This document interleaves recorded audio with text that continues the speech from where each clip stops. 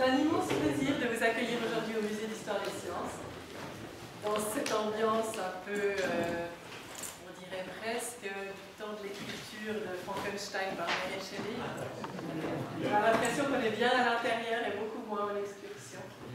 C'est pour ça qu'on vous propose une excursion intérieure aujourd'hui, et je suis vraiment ravie de vous accueillir au Musée d'Histoire des Sciences pour ce moment partagé des Salons du Four, où nous allons procéder, c'est toi qui veux expliquer comment on fait? Ouais. C'est Marc qui va donner l'ordonnancement des choses, parce que c'est lui le grand organisateur. Voilà. C'était surtout pour vous dire mon plaisir et ma joie de vous avoir. Vous me réentendrez après la conférence. Mais d'ici là, je cède la parole.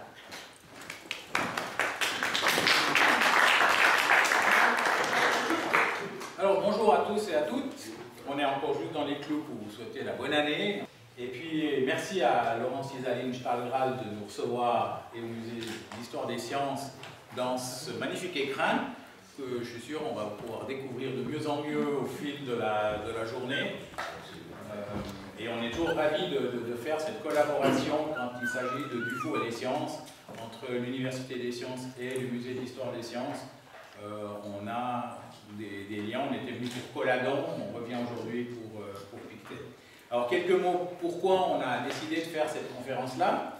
Il y a quelques semaines, on a eu l'inauguration, le vernissage de cette exposition sur le théâtre des expériences. Si jamais vous avez ce catalogue qui est en vente à l'entrée, si jamais après avec l'exposition, une présentation qui nous sera faite tout à l'heure par Isaline.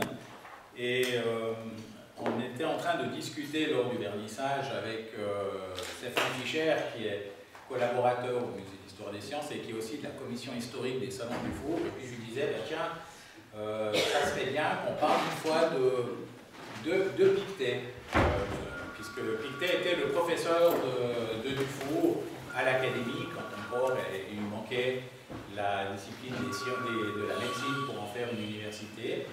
Et il m'a dit, ça tombe bien, il y a la descendante de Marc-Auguste Pictet qui est là. Alors il me l'a présenté, puis on a discuté avec madame, qui est une descendante de Marc-Auguste Pictet par les Riet. Hein.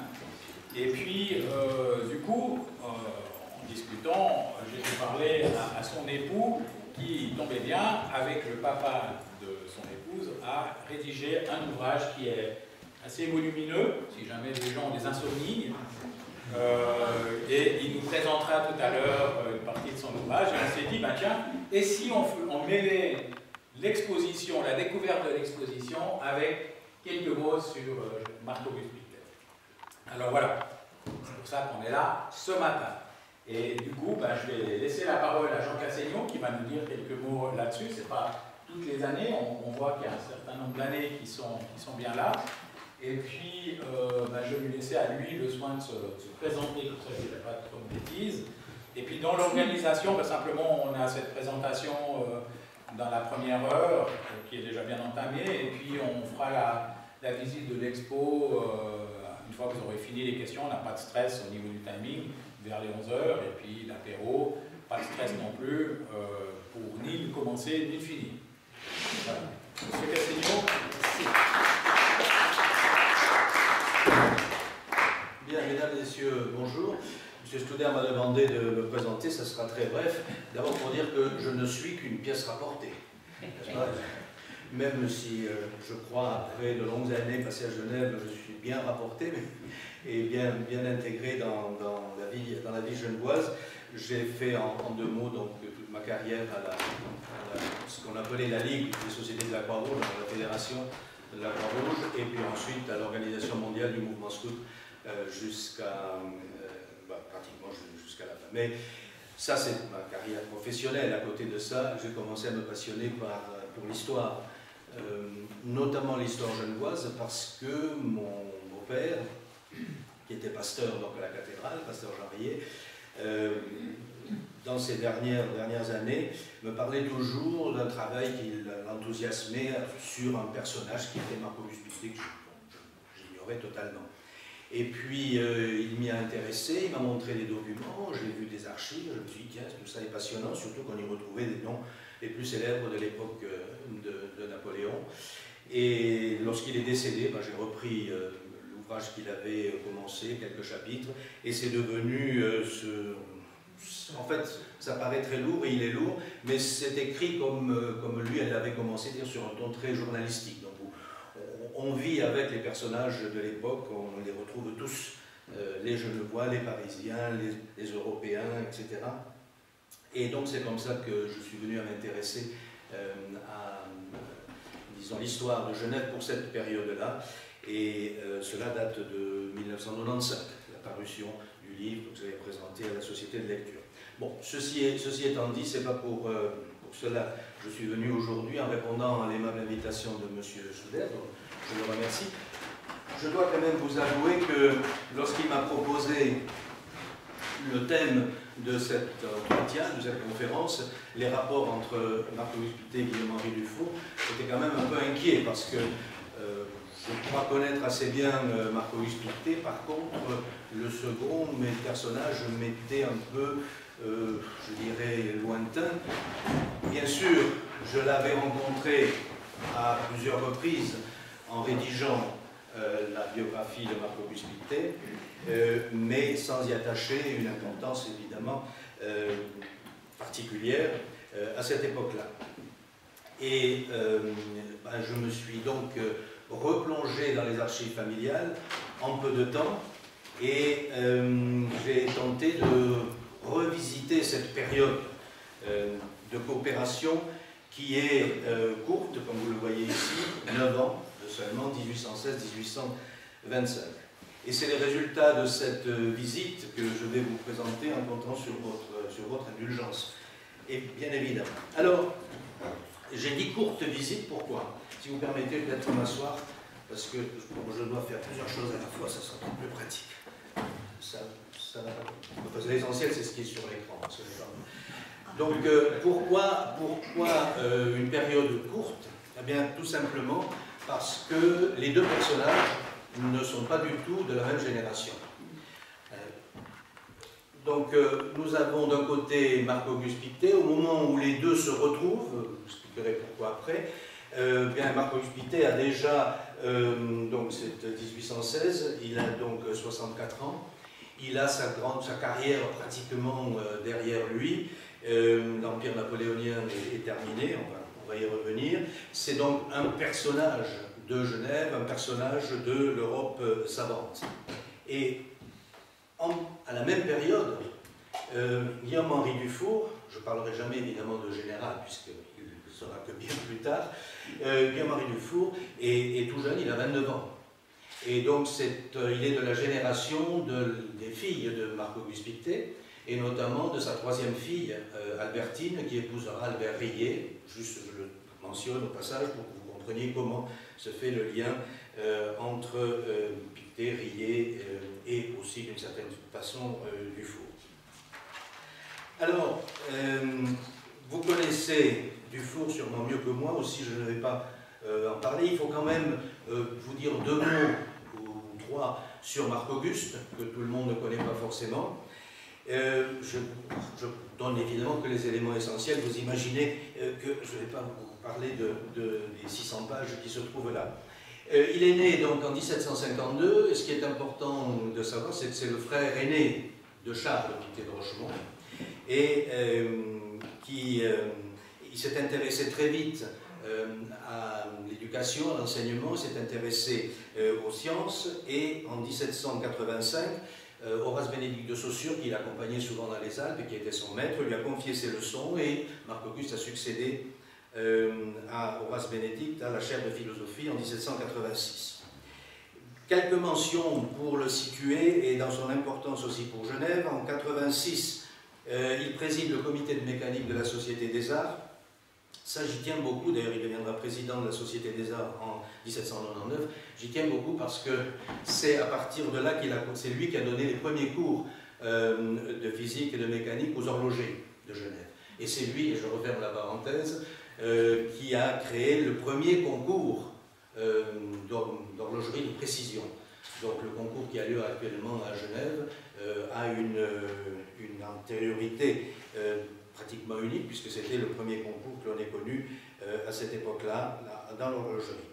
Il a aussi une autre facette, il en a beaucoup de facettes, mais je vais rapidement. C'est lui qui a cofondé le journal de Genève en 87, il était journaliste dans l'âme, et c'est pour cela qu'il a créé, on va le voir, la bibliothèque britannique qui lui a rendu d'immenses services. En 1790, il commence à devenir célèbre, non seulement à Genève, mais surtout dans le monde savant européen, avec la publication de son essai sur le feu, et encore une autre facette, il succède cette année-là à Mallet à l'Observatoire. Donc il devient aussi directeur de l'Observatoire de Genève. Il le restera jusqu'à ce qu'il cède la place à Gautier vers la fin de sa vie. Un élément d'information intéressant aussi qui situe le personnage, en 1791, il est admis comme membre de la Royal Society of London, qui était le nec plus ultra de la science à cette époque-là. Et ceci pourquoi? Parce qu'il allait souvent, il est allé au moins 6 fois en Angleterre et en Écosse. Non seulement parce qu'il était attiré par l'activité qui régnait en Angleterre dans le domaine scientifique, mais aussi parce qu'il était très actif sur le plan religieux. Et c'est lui qui a protégé notamment l'Église protestante, c'est Marc Auguste qui a créé le premier consistoire de l'Église protestante à Paris, etc. etc. Encore quelques points de repère intéressants. En 1796, il fonde avec son frère Charles et le maire de Genève, Maurice, donc la Bibliothèque britannique. C'est un mensuel dans 3 séries, sciences et arts, littérature et agriculture. Littérature et agriculture, c'était Charles qui s'en chargeait, Marc Auguste se chargeait du cahier sciences et arts. Et vous imaginez, tous les mois, il publiait à l'époque une 150 pages d'articles, de recensions, de critiques, de tout ce qui se produisait d'abord en Angleterre et puis petit à petit ce qui se produisait à Paris et même dans d'autres pays. Et c'est grâce à la Bibliothèque britannique qu'il est devenu très célèbre, on va y revenir rapidement. En 98, Genève perd son indépendance, elle devient le chef-lieu du département français du Léman, ce qui a une conséquence immédiate, c'est que Marc Auguste deviendra membre du tribunat, je vais y revenir, membre de l'Institut de France. En 1808, le tribunat est supprimé par Napoléon qui l'avait créé, parce qu'il le gênait, et il nomme Marc Auguste inspecteur général de l'université impériale, ce qui fait qu'il a commencé à tourner en Alsace, mais surtout dans tout le sud de la France. Et juste 2 derniers points de repère. En 1815, il est pressenti pour aller au congrès de Vienne avec son frère, mais il lui dit: écoute, moi je suis fatigué maintenant, j'ai ma retraite, vas-y. Et effectivement, Charles est parti à Vienne, mais ce qu'il faut savoir, sans enlever les mérites de Rochemont bien sûr, mais ce qu'il faut savoir, c'est qu'il s'écrivait constamment et qu'on a toute la correspondance, et Marc Auguste disait pratiquement à Charles ce qu'il devait faire dans les différents contacts qu'il avait durant le congrès de Vienne. Voilà. Et en 1816, c'est là où nous en arrivons, la bibliothèque britannique change de nom, évidemment, puisque l'Empire n'existe plus, elle devient bibliothèque universelle. Et pour information, donc les 2 frères sont décédés, donc ils sont morts les 2 à 6 mois d'intervalle, décembre 1824 pour Charles et juillet 1825 pour Marc Auguste. Alors, quelque chose d'important à retenir, c'est la qualité d'enseignant par rapport à Dufour. La qualité d'enseignant, c'était sûrement la première qualité de Marc Auguste. Vous voyez ici quelques notes, ça c'est extrait du catalogue en toute objectivité, magnifique catalogue, je vous le recommande, et qui est aussi très apprécié par les polytechniciens à Paris en ce moment. Je suis très content pour notre musée et pour Isaline. Et Marc Auguste est toujours resté enseignant dans l'âme, ça c'est important de s'en souvenir. Vous voyez, en 1805, l'été 1805, Dufour à ce moment-là est encore élève à Genève, il n'est pas encore entré en Polytechnique à Paris. Donc il écrit, Marc Auguste écrit à sa sœur Amélie: je ne retournerai à Paris qu'à l'entrée de la session du tribunat, je suis professeur ici de tout mon long et bien plus utile qu'à Paris. C'est important de se souvenir de ça. Et un autre élément d'histoire qui est amusant, mais qui est aussi très significatif, c'est qu'en 1802, au moment où Napoléon décide d'éliminer Benjamin Constant du tribunal. Le tribunal, c'était un organe législatif intermédiaire, curieux d'ailleurs, entre les députés et les sénateurs. C'est-à-dire que les députés, les tribuns discutaient les lois sans les adopter, les députés adoptaient les lois sans les discuter. Et puis il y avait le Sénat à côté. Donc Marc Auguste, en tant que tribun, proposait des lois, il allait les défendre chez les députés, mais il ne les adoptait pas. Mais ceci pourquoi? Parce qu'en 1802, donc Napoléon, qui connaissait bien, plutôt Bonaparte connaissait bien Marc Auguste, parce qu'il était passé à Genève, il était abonné à la Bibliothèque britannique, il s'intéressait beaucoup aux sciences, et donc il a pensé à Marc Auguste Pictet pour remplacer Benjamin Constant, qui apparemment l'énervait beaucoup. Et Marc Auguste a beaucoup hésité, et c'est important je crois de le dire, et ce sont les Genevois eux-mêmes qui l'ont poussé à aller à Paris.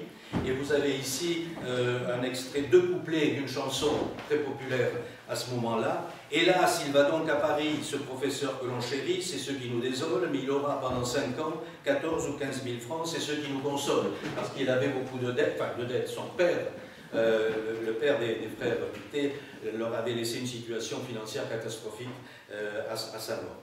Les savantes lois de Kepler ne charmeront plus nos hivers, c'est ce qui nous désole. Nos leçons avaient 1000 attraits, mais nous ne ferons plus d'extraits, c'est ce qui nous console. Vous voyez un peu comment l'ambiance qui régnait autour de Marc Auguste, et finalement il s'est décidé, il a accepté la proposition, et ça lui a permis, et ça a permis à Genève d'être bien défendu pendant la période impériale. C'est au moment où nous allons retrouver Marc Auguste Pictet et Guillaume-Henri Dufour, juste quelques années avant, Marc Auguste est au sommet de son activité scientifique et publique. Vous voyez ici la salle du tribunal qui n'existe plus à Paris, et on peut l'imaginer, celui que vous voyez ici au perchoir, non pas au perchoir, pardon, à la tribune, c'est Benjamin Constant, auquel succédera Marc Auguste. Donc il est, Marc Auguste au tribunal, il défend sa patrie, il défend la paix avec l'Angleterre contre l'avis de Napoléon, il défend l'Église protestante, etc. Un autre élément aussi qui a une importance par rapport aux relations avec Dufour et aux jeunes Dufour, c'est que Marc Auguste, à ce moment-là, qui avait aussi un caractère très sociable, s'était créé déjà un réseau considérable de relations dans toute l'Europe et même au-delà jusqu'aux États-Unis, puisqu'il était en contact avec Thomas Jefferson, mais aussi avec des savants en Australie, en Inde, etc., qui lui ont envoyé des articles pour la bibliothèque britannique. J'ai juste mis ici quelques signatures. Vous le voyez ici, Marc Auguste assis à son bureau de travail à Genève, mais vous voyez les signatures célèbres de savants, Berzelius, Berthollet, Fresnel, Humboldt évidemment, James Watt. Vous voyez aussi Owen qui a créé donc le coopérativisme, le début du socialisme, et vous avez aussi Redouté, c'est un grand ami de Redouté, de ses fameuses roses, etc. Ampère, Jefferson, évidemment sa bonne amie Madame de Staël, Cuvier, et des dizaines ou des centaines d'autres. Et nous en arrivons à cette année 1816, donc l'Empire n'existe plus, Marc Auguste est revenu à Genève, et il a toujours été professeur et il continue, et c'est là qu'il écrit le vendredi 1er mars 1816 à la Société des Arts, j'ai entendu une communication d'un monsieur Dufour, genevois, capitaine du génie qui a passé 4 ans à Corfou et en a dirigé les fortifications. Je l'ai happé, il figurera avec honneur. Quand il dit je l'ai happé, c'est en tant que rédacteur de la bibliothèque britannique. Et évidemment, c'est là que Dufour va commencer à écrire pour ce mensuel pendant très longtemps, et bien au-delà de la mort de Marc Auguste et de son frère. À ce moment-là, Guillaume-Henri Dufour a 29 ans, et on se dit, mais au fond, il ne le connaissait pas, Dufour, c'est étonnant. Il dit, un monsieur Dufour. En fait, il ne s'en souvient plus, mais Guillaume-Henri Dufour, lui, le connaît bien à ce moment-là, parce qu'il a suivi ses cours, comme cela a déjà été dit, à l'auditoire de physique, des cours d'histoire des lettres et des cours de physique, mais Marc Auguste ne s'en souvient pas, ce qui est un petit peu normal, parce que lorsque Guillaume-Henri Dufour a dû suivre ses cours, je n'ai pas les dates exactes, mais c'est probablement entre 1802, puisqu'il avait à ce moment-là 15 ans, donc c'est un petit peu plus tard même, et 1807, quand il est entré à Polytechnique. Et c'est la période où Marc-Auguste faisait 6 mois à Genève, 6 mois à Paris. Il allait, il venait, puisqu'il faisait 6 mois pour le tribunat, 6 mois pour son retour à Genève. Il continuait à enseigner, mais probablement que le jeune Dufour n'a pas attiré son attention à ce moment-là. Mais Dufour, lui, bien sûr, s'en souvient, et il s'en souvient très bien parce que, à cause des qualités d'enseignant de Marc-Auguste, qui était toujours très vivant dans ses cours, et qui avait beaucoup d'instruments, chaque fois qu'il en obtenait un nouveau, il le présentait, il faisait des expériences. Et ici, je vous ai mis la citation de Humboldt, qui a été le grand protégé de Marc-Auguste, qui résume tout en disant « Je ne parle jamais de physicien sans ajouter que mon choix est fixé et que je ne reconnais que M. Pictet pour la sagacité de la recherche et pour l'élégance de l'énonciation. » Et ce qui passionnait le jeune Guillaume-Henri Dufour, c'était précisément tous les instruments que Marc-Auguste présentait au moment de ses cours. Alors, je vous ai mis ici à gauche quelques instruments, mais bon, ce sont peut-être assez célèbres, mais il y en a beaucoup d'autres. Vous en avez là, vous en avez partout dans cette maison, et vous pourrez les admirer, parce qu'ils sont non seulement utiles, mais beaux, la plupart. En particulier, cette balance qui est en haut, d'ailleurs, elle est dans l'exposition. Voilà, exactement. Qui est très certainement celle que Volta a admirée. Vous avez ici le baromètre, et puis les talons du yard, comme Marc-Auguste était un des rares savants à l'époque napoléonienne qui pouvait aller en Angleterre facilement, qui ramenait des informations. Et même Talleyrand lui demandait souvent de lui donner des informations, de lui ramener des livres un peu en cachette de l'Angleterre. Et puis, à droite, j'ai mis un extrait du catalogue parce que Guillaume-Henri Dufour écrivait « J'aimais à dessiner les appareils dans mes cahiers, qui en acquirent une certaine réputation. On me les empruntait pour les copier. Et j'ai un peu honte d'avoir mis le dessin ici de Cramer, parce que je suis sûr que les dessins que faisait Henri Dufour étaient d'une autre qualité. Les quelques dessins que j'ai vus, notamment le portrait d'Homère, ou bien j'ai vu c'est un portrait d'un Hollandais, enfin c'est remarquable, à 12 ans, 10 ans, 12 ans, il avait vraiment des qualités des dessinateurs tout à fait remarquables. Je l'ai simplement mis ici parce que je n'ai pas trouvé de dessin, mais je n'ai pas eu non plus le temps de chercher, il y en a probablement à la bibliothèque universitaire de Genève, mais je n'en ai pas trouvé. En tous les cas, c'est à travers les cours de Marc-Auguste et à travers ces instruments que Guillaume-Henri Dufour a développé son goût pour les sciences et une admiration pour Marc-Auguste qui va se retrouver à partir de 1816 lorsqu'il se retrouve à Genève.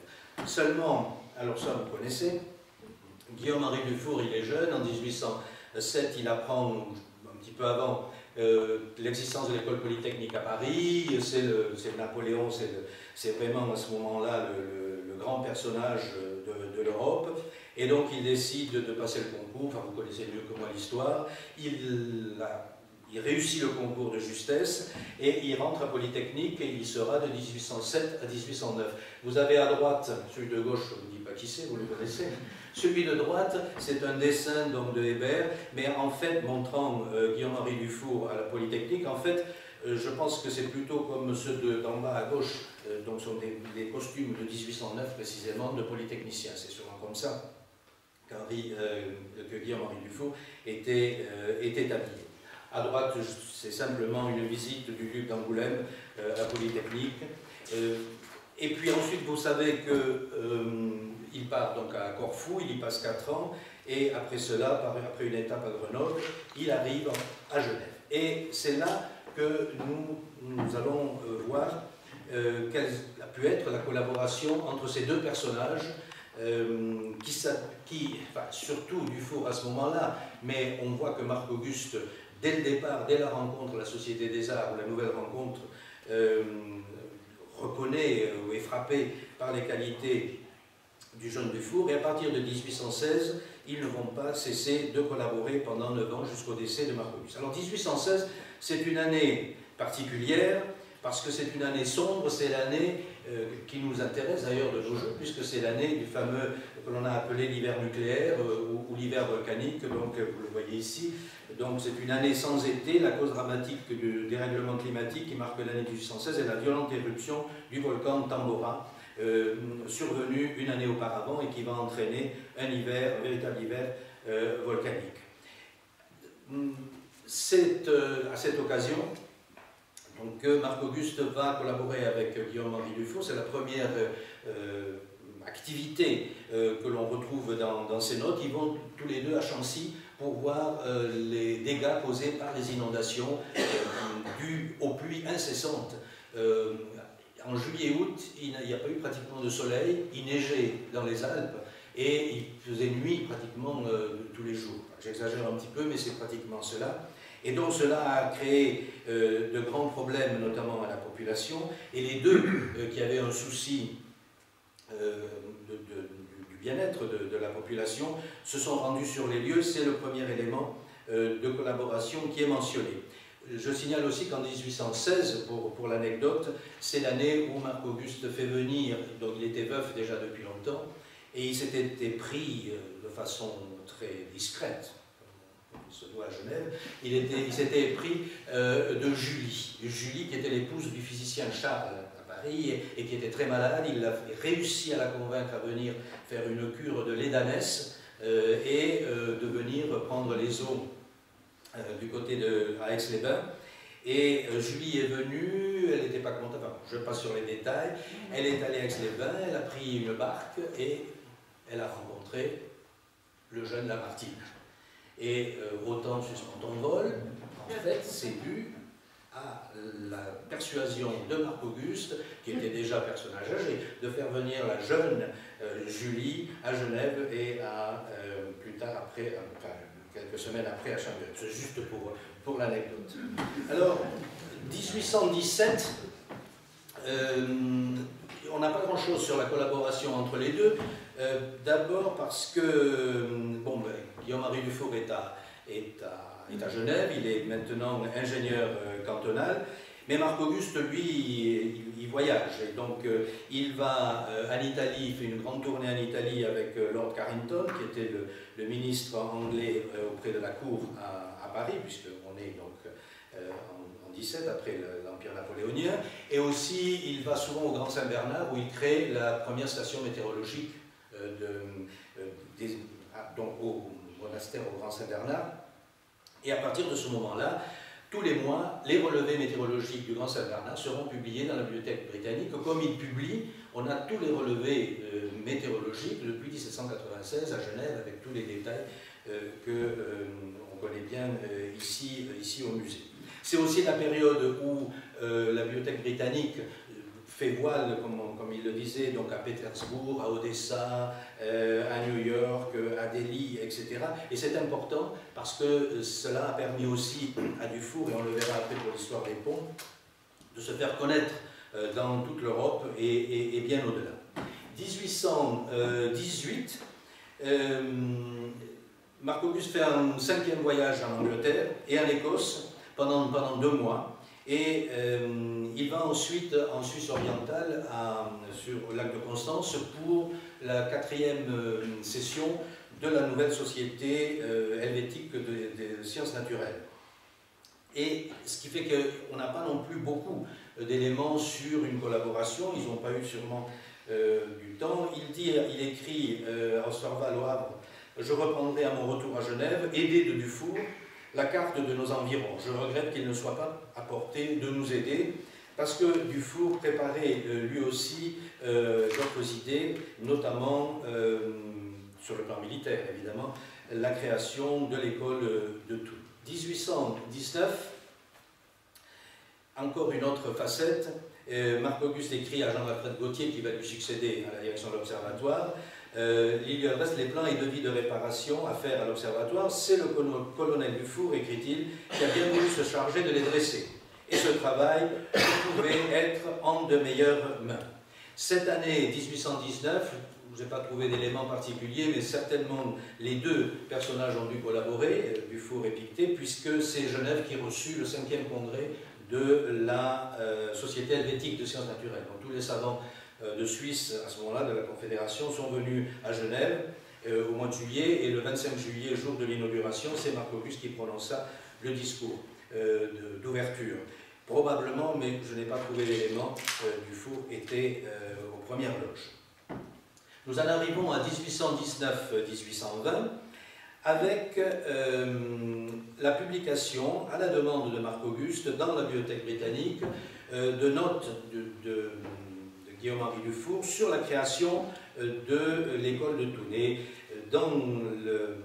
qui a été créée donc en 1819. Et la lettre que lui envoie Guillaume-Henri Dufour, évidemment Marc Auguste la publie comme il faisait souvent dans la Bibliothèque britannique, et en particulier un passage qui dit vous avez désiré quelques détails sur les travaux exécutés pour la première fois cette année à l'école militaire centrale. Je vous les donne, écrit Guillaume-Henri Dufour, avec la confiance que m'inspire votre indulgence accoutumée et l'intérêt que vous prenez à tout ce qui a rapport à l'instruction et au bien public. Donc on voit toujours se maintient cette admiration mutuelle entre les deux personnages. Nous arrivons à ce moment-là en 1820 et ici commence un épisode, 2 ou 3 épisodes très intéressants. Marc Auguste fait une grande tournée de 7 mois en Italie, notamment en Toscane. Il va jusqu'à Rome et depuis novembre 1820, il rentrera fin mai 1821 et ce qui fait que dans cette période-là, il n'y a pas eu évidemment de collaboration entre le capitaine qui était devenu lieutenant-colonel Dufour et Marc Auguste. Il y a un mot d'humour d'un de ses grands amis qui était de Marc Auguste, qui était Boissy d'Anglas, vous avez sûrement entendu parler, donc un grand écrivain, un homme politique qui a joué un rôle important à la Révolution, et il lui écrit, toujours avec humour, « Cher et magnifique Seigneur », donc il parle à Marc Auguste, avec une pointe d'humour. Au retour, j'avais grand peur, pendant que je vous savais en Italie, que vous ne trocassiez la clé des anciennes armes de Genève contre les 2 clés de Saint-Pierre, et que vous ne revinssiez dans votre patrie que couvert du chapeau de cardinal. Heureusement, le Saint-Père n'a pas eu l'esprit de vous le proposer, et la foi protestante n'a rien perdu. J'aime beaucoup cette citation, et d'ailleurs Boissy d'Anglas lui écrit souvent avec un grand humour. Là, c'est aussi pour mettre en avant le rôle joué par Marc Auguste, peut-être d'une certaine façon aussi en correspondance au moins d'esprit avec le jeune Dufour par rapport au développement de l'Église protestante. Et cette année-là, Marc Auguste publie, demande à Guillaume-Henri Dufour, lui dit « mais si vous avez d'autres informations, vous me les envoyez ». C'est ce que fait Guillaume-Henri Dufour, et dans un numéro suivant de la Bibliothèque britannique, il publie des extraits du mémorial pour les travaux de la guerre que Guillaume-Henri Dufour venait de publier. Et je vous lis rapidement un extrait dans lequel Marc Auguste lui dit, écrit « Non loin de la jolie ville de Thun et des bords riants du lac de Senon, on voit une vaste plaine dans laquelle, pendant 2 mois de l'année, les jeunes officiers de la Confédération helvétique viennent s'exercer aux manœuvres et aux travaux d'hiver. Celui des chefs que Genève a fourni voulut bien l'année dernière, c'était l'article précédent, céder à notre demande en nous communiquant un tableau rapide et animé de la série des instructions qu'on reçoit dans cette école militaire centrale. Cette année, il fait mieux. Il vient de donner au public, en un volume accompagné de 6 planches bien remplies, le texte même de la partie orale d'un enseignement dans lequel il développe, donc il parle de Guillaume-Henri Dufour, dans lequel il développe des connaissances étendues et profondes et montre un talent particulier pour les exposer clairement et pour fixer l'attention et l'intérêt des jeunes officiers dont il sait aussi se concilier au plus haut degré l'attachement et l'estime. L'objet général de la partie de l'instruction dont il est chargé est la fortification passagère, la seule qui convienne à des Suisses, à qui la nature a donné dans leurs montagnes une fortification permanente, éternelle, comme elle est inexpugnable. Ce qui est intéressant dans ce début, qui est écrit ici, c'est le jugement que porte Marc Auguste sur le travail, la publication de Guillaume-Henri Dufour en 1820. On continue avec 1821. Marc-Auguste reçoit l'information, puisqu'il était au cœur du réseau européen, que Sir Congreve en Grande-Bretagne vient de faire des essais de fusées. Et évidemment, tout de suite, Marc-Auguste voit l'intérêt. Il écrit dans la bibliothèque britannique en parlant de cette disposition par laquelle un homme seul peut arrêter l'assaut d'un large corps de cavalerie en allumant successivement 2 ou 3 batteries de fusées posées au sol et connectées par une même mèche. C'est un moyen, dit-il, qui peut contribuer à protéger la neutralité de Genève et de la Suisse. Évidemment, il envoie tout de suite copie de l'article que Marc-Auguste publie dans la bibliothèque, il l'envoie à Dufour, qui au début hésite, n'est pas convaincu, mais finalement il trouve que cela vaut la peine, et aussitôt Marc-Auguste commande à Sir Congreve 2 caisses de fusées qui arriveront et qui iront directement à Toul. Nous en arrivons à l'année 1822, où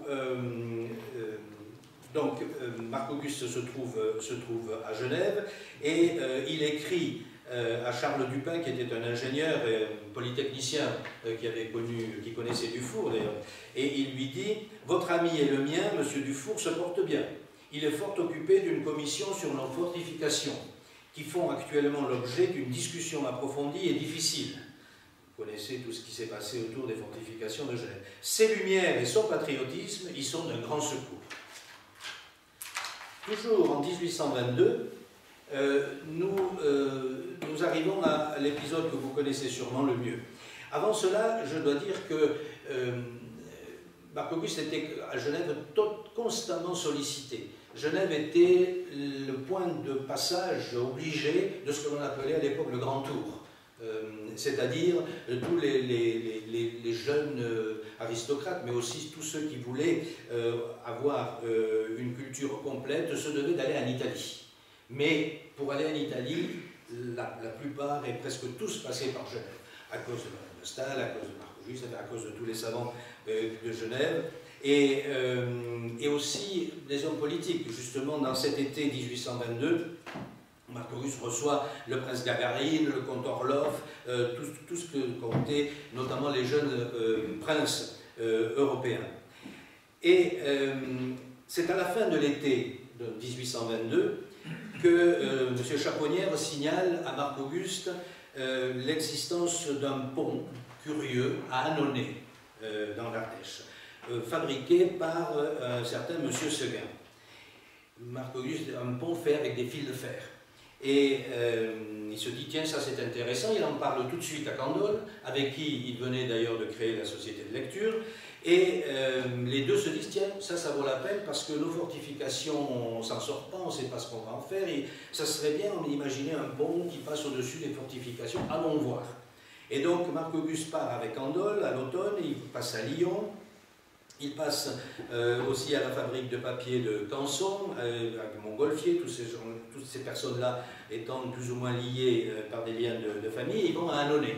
Et c'est là où il voit ce premier pont en fil de fer, qui n'était pas le premier dans le monde, mais qui est devenu célèbre parce que, comme vous l'imaginez, dès que Marc-Auguste revient avec Candolle à Genève, qu'est-ce qu'il fait? Il écrit un article circonstancié sur ce pont, et il en fait évidemment l'éloge, et la bibliothèque britannique part dans tout le monde civilisé, entre guillemets, de l'époque, et c'est à partir de là que le pont d'Annonay devient célèbre. Mais il écrit à Hénard, donc le 14 octobre 1822, suite à un rapport présenté à la Société des Arts, nous avons créé une commission de Dufour et moi, donc Dufour et Marc-Auguste, pour examiner la possibilité de passer ainsi nos fossés. Nous avons déjà arpenté en conséquence. Et le 27 octobre, peu de temps après, la commission est élargie avec Candolle, Facio, Naville, Dufour et moi. Et c'est le 28 décembre, ils arrivent à convaincre Marc Séguin d'Annonay de venir à Genève. Il y séjourne pendant une semaine pour donner des conseils. Et l'équipe, dont je vous ai parlé avant, crée une société d'actionnaires. Parce qu'ils se disent, tiens, là on va faire n'oubliez jamais l'aspect économique des choses, on va mettre un péage sur le premier pont que l'on va créer, et cela va nous rapporter de l'argent, ce qui a été vrai tout à fait au début. Si bien que le 2 janvier 1823, des plans faits par Dufour sont prêts, et il écrit, Marc-Auguste écrit, le plan de Dufour fait venir l'eau à la bouche de tous ceux qui le voient. Et le 21 février, vous voyez, les choses se précipitent, vont très vite.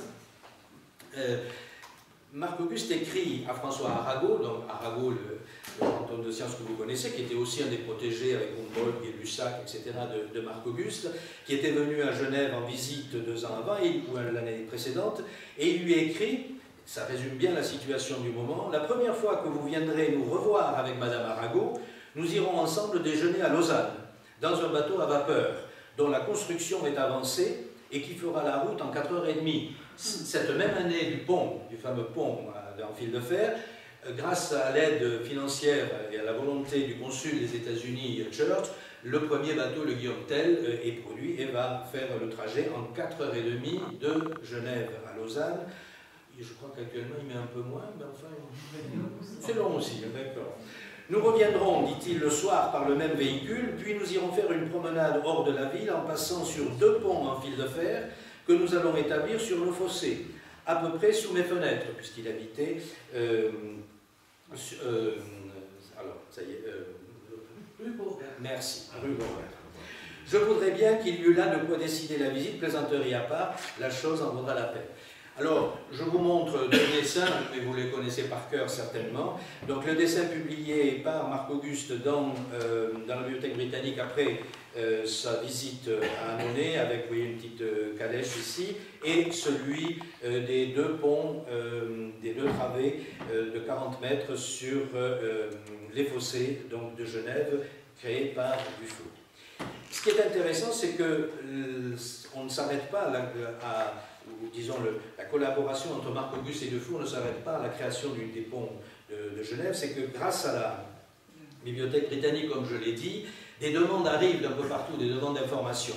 Et notamment, et puis Marc-Auguste en fait la promotion, et il écrit en 1823, un peu avant cet article que sur lequel je vais dire un mot, il écrit à Léopold de Toscane, le grand-duc avec qui Marc-Auguste était en contact très régulier, cette construction, celle de Genève, fera honneur au colonel Dufour, ingénieur de notre canton. Nous avons testé, puisque le pont a été inauguré le 1er août, nous avons testé la solidité par des marches militaires et des sauts à faire trembler la maison, écrit-il au grand-duc.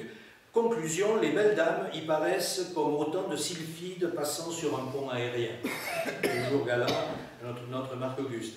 Et en novembre, c'est Giuseppe Gazzelli, un savant italien du Nord, qui demande à Marc-Auguste des conseils, et donc à Dufour, des conseils sur la création d'un pont en fil de fer pour faire passer un canal d'eau dessus.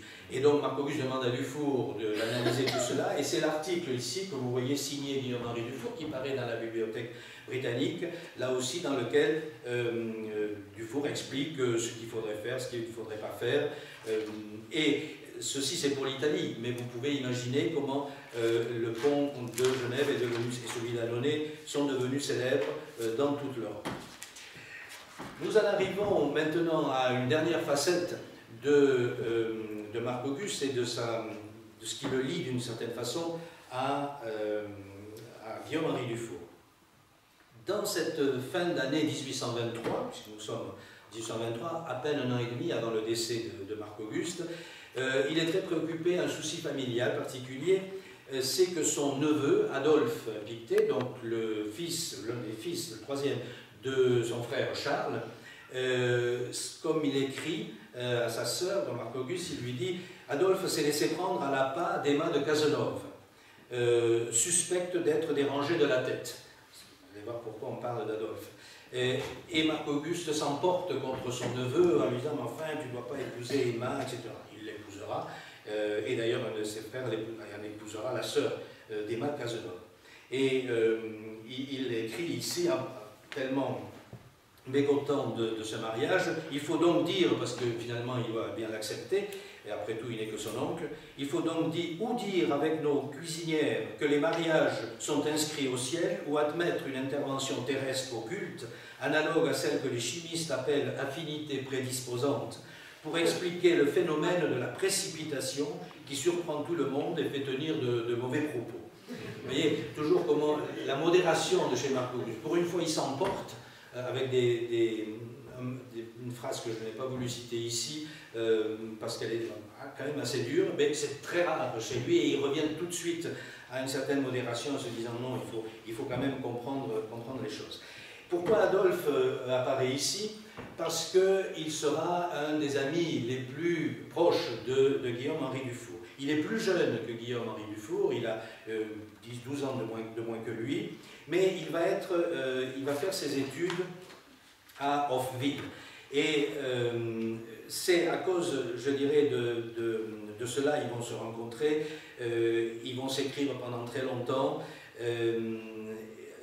Adolphe aura aussi tout un petit réseau autour de lui, notamment Franz Liszt, le compositeur.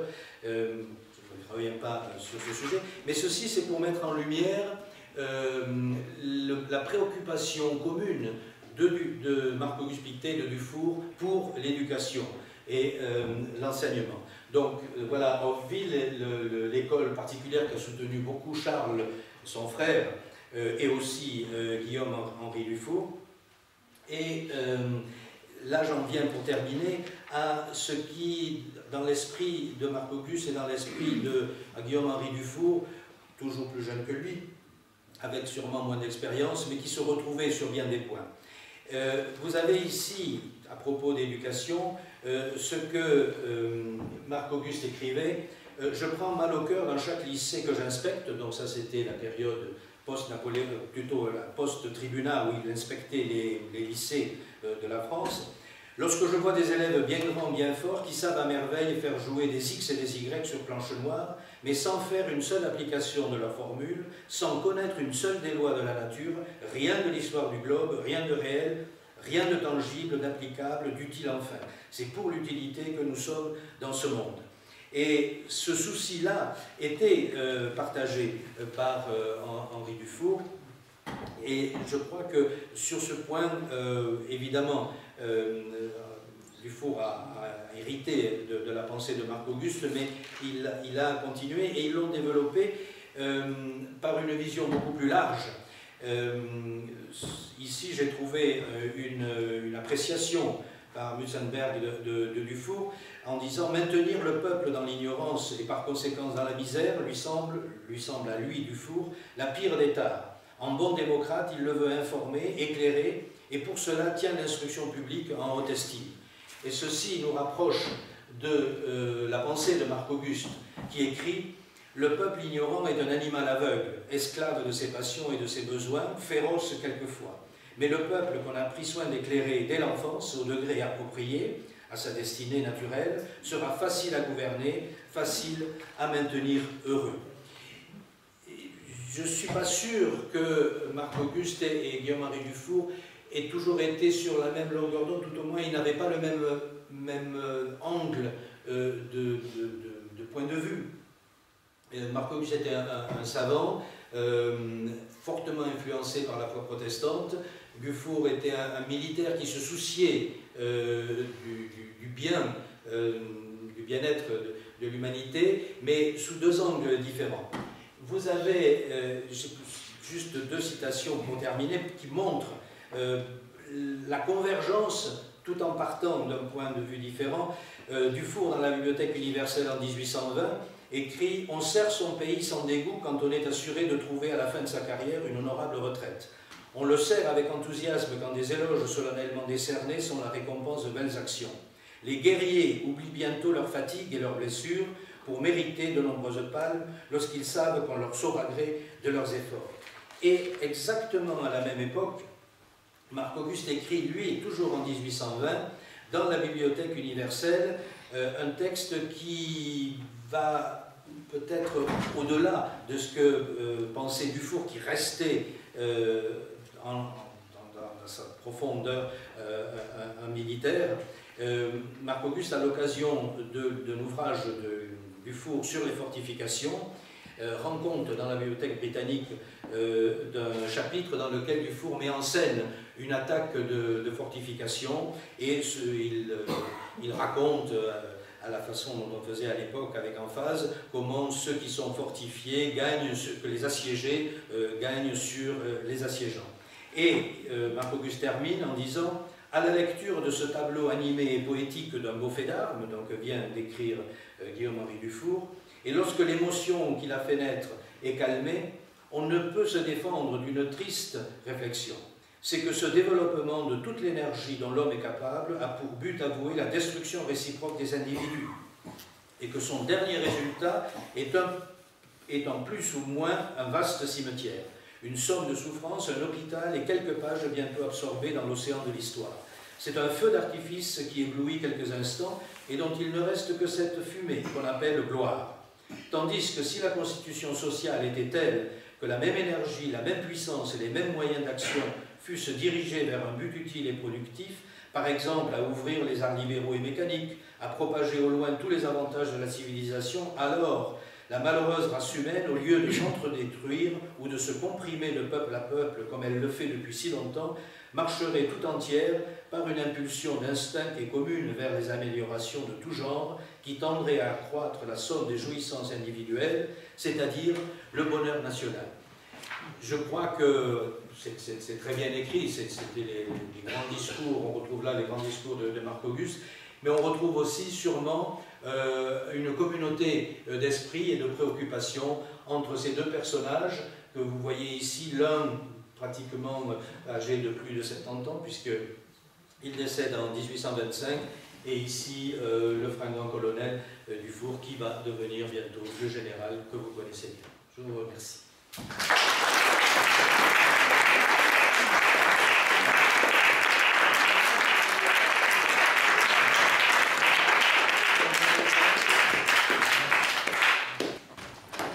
Alors, je vous propose qu'on visite ensemble l'exposition que nous avons faite, dont la figure centrale est Marc-Auguste Piquet. On continue vraiment dans la ligne de ce que Jean vient de nous présenter. Mais notre angle à nous, c'est le cabinet Piquet. Pendant plus de 40 ans, Piquet collectionne, fait fabriquer, va rechercher des instruments scientifiques pour ses propres recherches, mais beaucoup et surtout pour son enseignement. Alors, on l'a entendu, c'est un enseignant qui reprend la charge de Horace Bénédicte de Saussure et qui poursuit toute sa vie une carrière à l'Académie, en parallèle de laquelle il donne des cours à ses concitoyens, des cours publics, notamment dans le cadre de la Société des Arts. Une société qui avait été fondée pour que les artisans et les scientifiques se parlent, et dans son élan citoyen, il donne des cours à la Société des Arts, et on a 2 manuels de cours qui ont été donnés plutôt tardivement dans sa carrière, et avec l'un d'entre eux, il y a la liste des personnes qui ont suivi le cours, et on se rend compte, quand on regarde qui suivait ces cours publics, qu'il y a plus d'un tiers de dames, et donc que les cours publics, contrairement à ceux de l'Académie où les femmes n'étaient pas admises, sont suivis par des femmes à Genève, quelques-unes de sa famille. Hein. Quand on regarde les croisements, on se rend compte que la famille est présente, mais pas que. Et que ces cours publics ne sont pas des cours, c'est des cours tout publics, mais c'est des cours de niveau assez élevé. On peut comparer parce qu'on a la chance d'avoir trouvé des merveilles qui ont permis de faire cette exposition. Ce sont des notes d'étudiants qui ont suivi les cours à l'Académie de Marc-Auguste Piquet. J'ai pu m'appuyer sur 3 séries de notes différentes. Et grâce à ces notes d'étudiants, on entend la voix du professeur. Beaucoup plus que dans ces brouillons télescopiques de mémos avec lesquels il donnait les cours. Vous verrez en haut, on a la chance, grâce à la Fondation Rillet, d'avoir ces fameux rouleaux où il y a tout le cours du professeur, peut-être pour un semestre, ou même peut-être une année entière, qui tient sur un petit rouleau enroulé autour d'un bâton en bois. Mais alors là, il y a quelques mots chaque fois. Alors que les cours d'étudiants, il y a des phrases, c'est des cours qui ont été probablement remis au net, c'est peut-être pas des notes à la volée, mais on entend la voix de Marc-Auguste Piquet. Et quand on compare le contenu de ces notes d'étudiants avec les syllabus, les 2 qu'il a fait, c'est-à-dire son polycopié pour le cours public, ben, on se rend compte que c'est vraiment de nature très proche. Et que donc les cours publics étaient des cours de niveau quand même assez élevé. Donc, nous, ce qu'on a eu envie de faire, c'était de parler de la physique de démonstration. Parce que vous avez compris, cette instrumentation, c'est un moyen pédagogique pour expliquer la science. Dans les siècles qui ont précédé le XVIIe siècle, on va dire, l'enseignement de la science était très théorique. Et c'était surtout autour de la formule et de la théorie que l'enseignement s'organisait. Et puis à partir de la fin du XVIIe siècle, on commence à introduire des instruments. Alors c'est un peu poussé de dire qu'on faisait des shows de physique, mais quand même on n'est pas loin de ça, de faire des démonstrations à partir de l'instrumentation pour qu'on puisse mieux comprendre le phénomène, mais par la matérialisation de l'expérience. Et c'est à ça que sert le cabinet Pictet, fameux, qui est exposé en haut. Et donc on a eu envie d'inscrire ce cours dans cette exposition, pardon, dans un titre, le théâtre des expériences, pour bien mettre en avant cet aspect-là. Pictet n'est pas le premier à faire ça à Genève, hein. C'est Robert Schuet qui commence déjà au XVIIe siècle à faire, en dehors de l'académie, des présentations un peu plus spectaculaires pour ses concitoyens. On se rappelle qu'à l'époque, l'académie, tout le contenu de ce qui est enseigné doit être visé par la Compagnie des Pasteurs. Donc on pouvait assez peu avoir de marge sur les contenus, et que c'était assez confortable de temps en temps faire un truc à côté où on pouvait commencer à se lâcher un peu plus et parler par exemple de Descartes à l'époque, qui n'était pas en odeur de sainteté. Et voilà, donc on a eu envie d'inscrire cette exposition dans l'école du théâtre, et je vous invite à me suivre à l'étage, on va aller la voir ensemble. Les pièces étant petites, on va essayer de voir comment on peut faire pour la visiter. Je vous dis quand même que c'est une exposition où il y a 2 pièces avec les éléments du cabinet Pictet qui sont présentés dans des vitrines, devant lesquelles se trouvent des propositions interactives pour comprendre comment fonctionnent certains des instruments qui sont dans les vitrines, parce que ces instruments, si on les fait pas vivre, c'est un peu du théâtre statique. Donc on a voulu mettre des choses interactives, et c'est en général là que je perds l'attention de mon auditeur, parce que vous aurez beaucoup plus envie d'essayer les différents dispositifs que d'écouter ce que je vous raconte. C'est pour ça que je prends un peu du temps ici pour vous raconter, pour qu'après on puisse jouer ensemble aussi en toute bonne conscience et qu'on ne se sente pas du tout mauvais élève d'aller pratiquer. Et puis, on peut aborder l'exposition par 2 ailes, et la pièce centrale, qui est plus petite, compte justement les fameux papiers et éléments plutôt biographiques liés à Marc-Auguste Pictet. J'aimerais encore remercier beaucoup la Fondation Millet, par Isabelle et Jean Cassegnot, qui ont prêté ces documents. Vous avez compris, hein, avec tout ce que Jean vous a présenté, toute la correspondance de Marc-Auguste Pictet a été conservée dans la famille. La correspondance scientifique a été éditée, mais il reste encore un travail de l'autre. Là, je vois quelques historiennes dans la pièce qui pourraient peut-être s'en charger. Ou pas. À voir. Mais voilà, on a la chance d'avoir un corpus formidable où on peut non seulement lire les écrits officiels de quelqu'un, mais lire sur son épaule quand il écrit des billets un peu légers ou humoristiques à des gens, comme on s'écrit des mails. On est vraiment tout le temps par-dessus son épaule, et c'est une chance incroyable, et évidemment qu'on ne peut que tomber amoureuse de façon tout à fait platonique de ce personnage qui a été un grand savant, un grand journaliste, un homme politique, un philanthrope, qui a beaucoup noué des liens avec à peu près tout le monde, et à qui on doit quand même, notamment le fait que l'Arc de Triomphe se trouve à l'Étoile et pas à la Bastille. Les bas-côtés de l'œuvre de Marc-Auguste Pictet, il y a quand même des impacts qui se voient encore dans la vie du. Donc je vous invite à me suivre et on monte.